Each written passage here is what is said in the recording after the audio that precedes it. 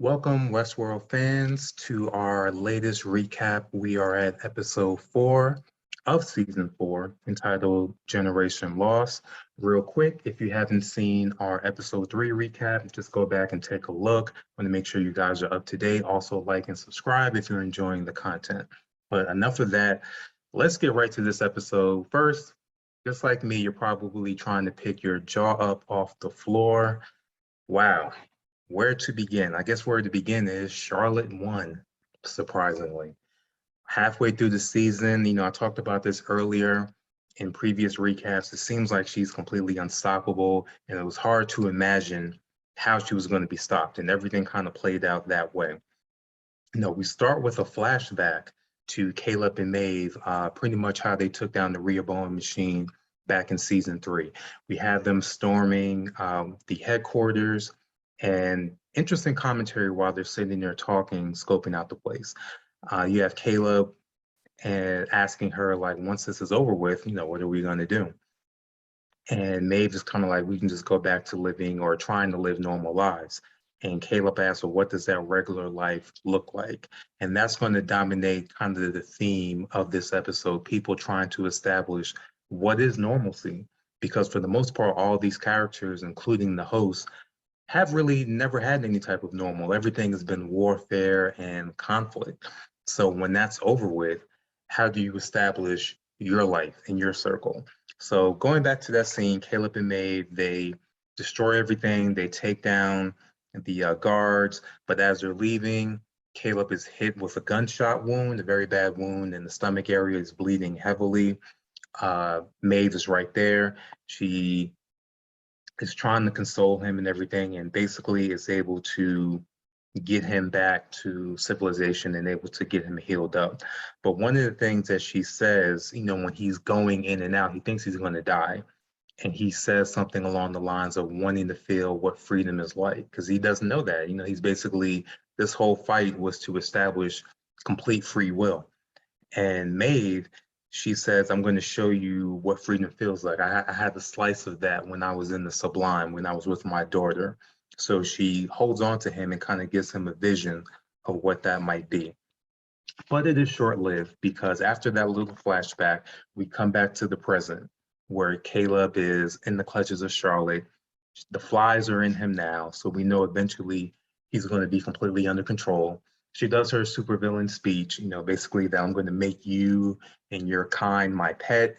They go back and forth. He talks about finally understanding that the flies are basically a parasite, and that she's going to use them to be kind of a super spreader event to infect humanity and eventually have everyone under control. But Charlotte, her ego is so out of control. She does something else, which I believe, I said it before with the Man in Black, the real one, that she's making a mistake keeping him alive. She says the same thing with Caleb. Because Maeve, loved you so much and Dolores did, I'm inclined to keep you around to see what the fuss is about. So again, we have another instance where she could just get this all over with, killing the character, but she wants to indulge, kind of like a cat playing with a mouse, keep them alive for her enjoyment. If there's any weakness, I would say that is, just her ego and wanting to let people know how badly they've lost to her. So while all this is going on, we flip to Maeve, who's trying to fight William. She realizes now that this is the host version of William, and he's a lot stronger than what he used to be. So now Maeve is using her mind and using her cunning. She's not fighting him straight up. She's trying to use hit and run tactics, trying to hide. And while she's doing that, she's able to tap into the tower and actually make it explode and turn it off. The explosion knocks out the Man in Black, knocks out Charlotte, and they're able to capture Charlotte. And pretty much the mission now is to get her out of the Golden Age Park safely, which is easier said than done, because now you have all the hosts that she can turn on at any moment to attack them. But they have a few minutes to get away while the tower is down. While they're doing that, Caleb is actually struggling to keep control of himself because of the flies that are in him. So it's a very hard decision. He almost actually shoots Maeve, but she's able to delay him, or he's able to fight it enough, but he ends up getting stabbed. So then, he's injured badly. They're fleeing out of the park. They get to a safe area, and basically what they're trying to do, kind of a rendezvous point, because Caleb doesn't know that his family is in the wind somewhere, that they're no longer secure, and that his entire operation that he had protecting them has been compromised with hosts. So they're at the rendezvous point waiting for Caleb's people to show up. And Charlotte is very cool, not flustered in the least. So we kind of know something is up. So while they're waiting there, Maeve is, at the point position because she knows that the man in black is probably still coming, which he does show up. Caleb has a moment where it seems like he's going to falter and actually betray Maeve and shoot her, but he's able to fight it, and he's able to shoot the man in black. Almost kill him, but not completely. So he's down, but he manages to get one final big gunshot wound on Maeve, dead in the chest, dead to right, so she's gonna die. We have this big confrontation where, William tries to gloat over her, but then she grabs him and essentially sacrifices herself in front of Caleb, who's still struggling with the flies in his mind as far as trying to keep his own self-control. Maeve basically is able to detonate all the explosives in the area, which kills herself and kills the man in black. Now, the big thing to keep in mind before the sacrifice happened, we got another flashback of after Caleb was shot in the opening flashback, we see them in the hospital. And this kind of goes back to this relationship with Caleb and Maeve. I kind of felt like eventually they were going to be at odds, but that wasn't the case. Really, there's a deep, deep love between them. And we see how that developed because essentially when she saw him in the hospital teetering on life and death, it dawned on her, she said, kind of the fleeting morality or mortality, excuse me, of human beings, how our time is so short. And while we have our time, we have to live life to the fullest, find love, find happiness, find meaning, because we really don't have that much time. And she was able to completely understand that, seeing Caleb there on the brink. And she had the sober reality that as long as she remained in his life in some capacity, as much love as she had for him, he was always going to be in danger. He was always going to be in danger from Charlotte. And at the same time, he would never be able to kind of live that normal life and have complete freedom to decide what type of life he wanted to live. So when she saw him in there, I believe that was probably his nurse that he ended up falling for and ended up becoming his wife, and they had Frankie. When she saw that interaction between them and the love starting to build, she completely removed herself. So that is why when we started the season, we saw Maeve in isolation. She did that really because of her love for Caleb. She wanted him to have a normal life and not have the pressure or the danger of always having to be a soldier. So if that's the case, if she did that for love and everything, how did all this happen? What triggered those assassination attempts we saw at the beginning of the season? Well, for all of Maeve's love, she made the common mistake that we kind of see these days, particularly on social media. They always tell you not to look up your ex, once it's over with, block them and keep it moving. Well, even though Caleb isn't technically her ex, she kind of did the same thing. She admitted that while she was in isolation, running through the memories of her daughter and being by herself, she wanted to check to see how Caleb is doing. So she tapped into the grid just to see how he is. And when she tapped into the grid, her power and her electronic signature, it hit Charlotte. So she was able to track both of them down. And that's how all this season, everything that we've seen so far in this season, that's how it happened. So we see the downside of love. She couldn't completely stay away. And that's why we're in the situation that we're in now. So with all of that going on, Maeve sacrificing herself, now it's just Caleb and Charlotte talking. He's waiting on his team to show up to reunite him with his family. He doesn't know his team has been compromised yet. But then we get the big reveal of this episode. We're actually not watching something happening in real time. We're actually watching the past, and we're actually not watching the human Caleb. We are watching a host version of Caleb replaying an event that already happened over 20 years ago. So essentially what happened And we get a replay of this. It's an amazing moment as he's replaying this and remembering. The door opens, the host version of his extraction team comes in there and actually kills him and releases Charlotte. So essentially, the revolution ended right then and there. Maeve and Caleb, they both died at that extraction point. Charlotte won, and she was able to implement her plan of getting all those flies all over the place and taking over humanity.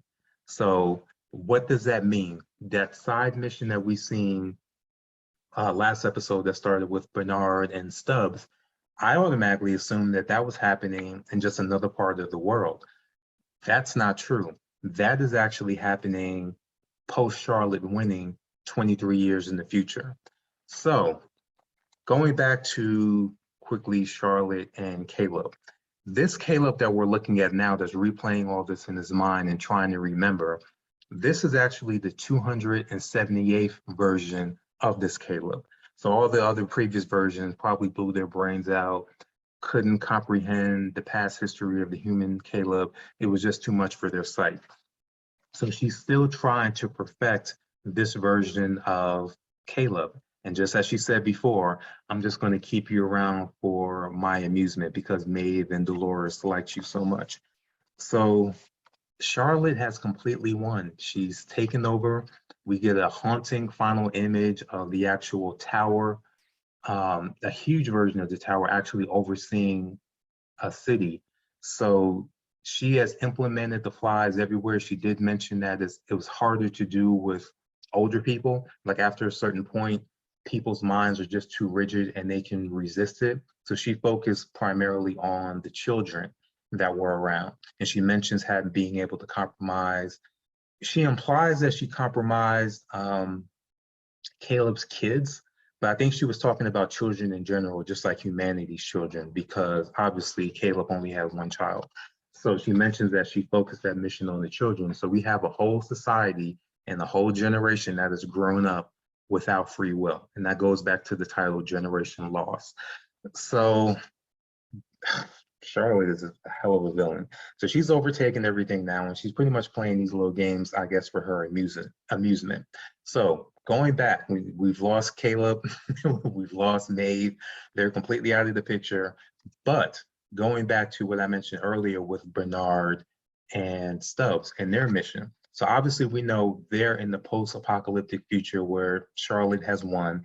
These rebels, we kind of understand now why they're completely out in the desert, because you can't be anywhere near a city now because those cities are completely under Charlotte's control. At any moment, she can turn all those hosts and all those compromised humans on you. You have no chance to survive. So you have to be in the completely remote area to try and live. And that's who these rebels are. And then we find out, as Bernard is mentioning to them, we can find this secret weapon. What is this secret weapon? Well, as they're pulling out everything, we see the corpse of Maeve. That makes perfect sense. If there's any weapon that can still be revived that can take down Charlotte, it would have to be Maeve. Now, there's some questions about that. Obviously, I thought everything completely exploded, so you would think there wouldn't be anything left of Maeve. And being that Charlotte seems to have all of her P's and Q's covered, you would think that she would go over that area just to make sure there was no remnants of Maeve left. So what I'm thinking may have happened, because this is only episode 4 and we have an 8-episode season, maybe for her own amusement, what Charlotte was doing was kind of repairing and making host versions of Maeve, and was running through the same issues that she's currently having with Caleb. And maybe eventually she gave up. And maybe this is the last version of Maeve that she was working on. And that's what Bernard found. That would make more sense to me than this being the original one that blew up with William. And speaking of William, just as a side note, remember she was keeping him alive. So you would assume he's dead by now because, you know, his age back then, and this is 20 years in the future. So you would think he's gone. But, you know, with Westworld, no one is truly dead. And the way she had him hooked up on the machine, and she can keep him alive even after having his throat slit. Maybe the real William, human William, is still alive, you know, buried beneath Charlotte's lair, which will be amazing to see in the next couple episodes, because who knows where his mind is going to be at now, being confined like that for over 20 years. So, but back to Bernard and Stubbs. So the main thing to keep in mind, when he's digging with C is her name, which we find out, she's looking for her father's dead body to confirm because she believes that her father died at the weapons site. Bernard does confirm that there's a body there, but it's Maeve. And he mentions Caleb's body is not here. So that lets us know that this woman that we've been looking at, that we've been calling C, this is actually Frankie, Caleb's daughter. So we already know she has a complete investment in taking down Charlotte because she saw firsthand the destruction of her family because of what Charlotte did. Her father's dead now. And then we'll probably see in the next couple episodes what happened to her mother trying to keep her safe. But we already know that C, aka Frankie, has complete motivation to take Charlotte down. So that was the most amazing thing with this episode. It was done masterfully. I know a lot of us had issues with the time jumps that we saw in season 2. It got too confusing over multiple episodes and trying to keep up. And they ended up losing a lot of their viewers. But I think this time they did it perfectly. It's all self-contained in the one episode. It was easy to follow, a lot more linear, and it opens up the possibilities now. So now when they're jumping back and forth, I think it'll be a little bit clearer what's going on. I don't think there will be the confusion that we had, that we saw a lot with season 2. So with all that going on, we have to look at the secondary storyline, which I think is just as important now. A lot of us, me included, were assuming that Dolores was in a simulation and that we were waiting for her to wake up and kind of join the fight with Caleb and Maeve. What it turns out is that she's been sleeping in the future. So this version of Dolores, Christina, is actually probably just one of these hosts that are under Charlotte's control. But because she still has the memories and the strength of her previous time with Teddy and the previous revolution, she's still getting memories of what happened before. So she goes on a blind date with Teddy, and Teddy seems to know who she was before, so he's awakened. And we don't know how that's happened, but he knows her. And he's trying to drop hints and everything. And she's kind of like, have we met before? She's kind of feeling it, but not completely waking up. And Teddy's basically taking his time. He's not dropping the bombshell on her that, we've known each other before. We were in love. We were in the original Westworld. He's not doing any of that. And then this goes back to Maya, whether Maya is good, her roommate, good or bad. A lot of us have been speculating on that. So to me, I'm firmly thinking she's on the good side now and that she's one of the rebels. And that while one rebel group is trying to find the secret weapon, they also realize that being able to resurrect the original Dolores can work to their advantage. But she's slowly trying to wake them up. So this roommate, she's in a very dangerous situation. She's right in the belly of the beast in a city that Charlotte controls and can be compromised at any given moment if she's not a host herself, but she's awake in some type of way. She's in a lot of danger. Eventually, I'm seeing that she's probably going to sacrifice herself in some type of way to get Dolores out of the city. I'm assuming Dolores and Teddy, but for now, I'm a lot more comfortable that she's one of the good guys. So that's Dolores' storyline. Eventually, we're waiting for her to wake up. I still just can't get over the fact that Charlotte actually won and that we're really, she's been in control for over 20 years. 23 years she's been in power with complete control, having wiped out most of humanity's free will. So again, like I said before, it's going to be very, very difficult to take her down. But being that Maeve is probably going to come back even more powerful than before, that's a good sign. How Caleb is going to wake up is going to be interesting. I mentioned before that I thought it's going to be some type of showdown where he's going to be having the fight killing his daughter, but I thought this was going to be the younger daughter. But it's still going to be some type of confrontation. It's probably going to mirror what we saw with William and his daughter, and the fact that he's going to have to overcome Charlotte's power to try and kill her, to try and not kill her. And then on Frankie's side, she's going to have to see her father's humanity that's still in that host, because the fact that they're on the 278 version of this robot attempt of Caleb lets you know that he's not letting go of his love for his family, no matter what body he happens to be in. And at some point, I think Frankie's going to realize that even though this is a robot and it's not originally my father's body, in a way, my father is still in this host version. So I'm excited. I'm feeling like these last couple episodes, 5, 6, 7, and 8, the second half of the season is going to be fully action-packed, and it's going to be focused on really slowly bringing down Charlotte. And pretty much I think what's going to bring her down is just her hubris. She was just so completely cocky and arrogant. Just the fact that you're even working on a new version of Caleb and that you're leaving this whole sunken version of Dolores out there is just completely ridiculous. If she kind of wrapped up those loose ends, she'd probably be completely unstoppable. But as with all villains, they have a weakness, and with her, it's her arrogance and her desire for complete control. There is one hint I want to leave you guys with. Caleb, when he initially was able to break free of the flies, Charlotte said to him, "How were you able to resist me?" And he said, "I have something that you don't," but he didn't state what that was. But basically what that is humanity, our free will, our desire to love and sacrifice ourselves for the ones that we love. The hosts don't really have that because they can't understand it, besides Maeve. She was able to finally get that when she was nursing or seeing Caleb get nursed back to health. So that's what makes her such a special host. But Charlotte can't comprehend that. And that's going to be her downfall, just not being able to comprehend the extent of love that we have as human beings and our abilities to sacrifice for the ones that we love. We're going to see that in Frankie. We're going to see that in this version of Caleb eventually, and we're going to see that with Maeve.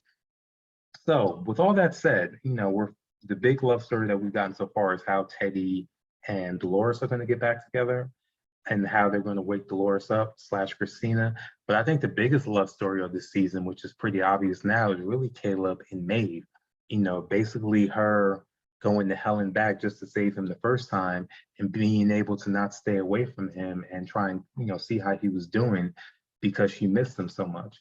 And now, 20 plus years in the future, she's going to come back to save him again. So this is like the big love story of the season now. I don't know how it's going to end. I'd love to see Caleb and Maeve walk off into the sunset, but obviously we know with Westworld, something like that is probably not going to happen. So we're going to see probably some type of big sacrifice. But this is the one time where I wish HBO was kind of like Netflix. I want to see all those episodes now. I would watch them all within one sitting. But we have about 4 more weeks left of episodes 5 through 8.